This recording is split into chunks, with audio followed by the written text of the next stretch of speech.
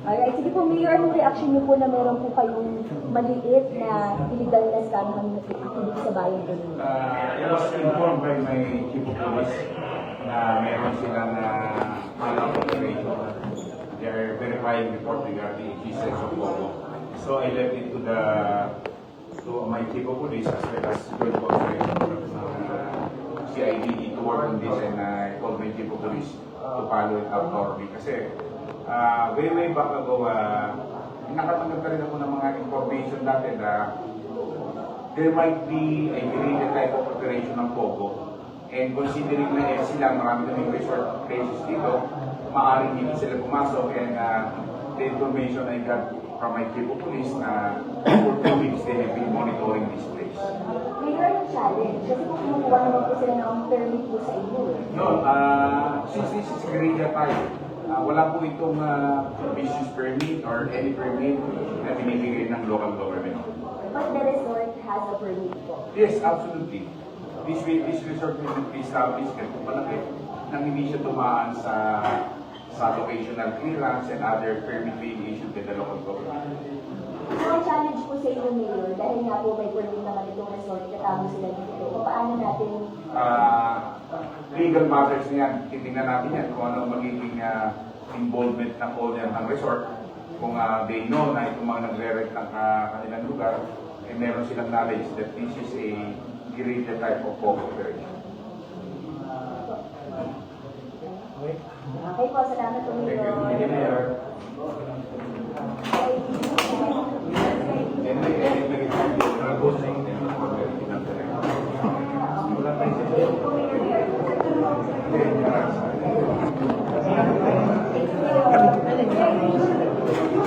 Are you running for coming together? Mayor Caraza, usually sir, merong allegation always na alam ng LGU na may mga pumapasok na. Kasi may barangay naman sir, di ba? May barangay, may ano, so wala kayong idea.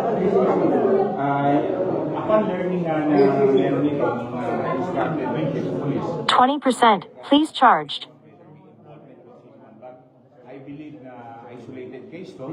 At since, and I believe we were in this place siguro mga last year. So wala pa sila dito last year. Marami kasi may kinukontak na event dito sa Elios. Even for the cooperative man, dito namin ginawa, wala pa operation na ito. Hindi pa noon na declare illegal ang Pogo. But we're going to check of course our global relation. Mayroong mga taong involved na from the local government. Pero when did you find out, sir?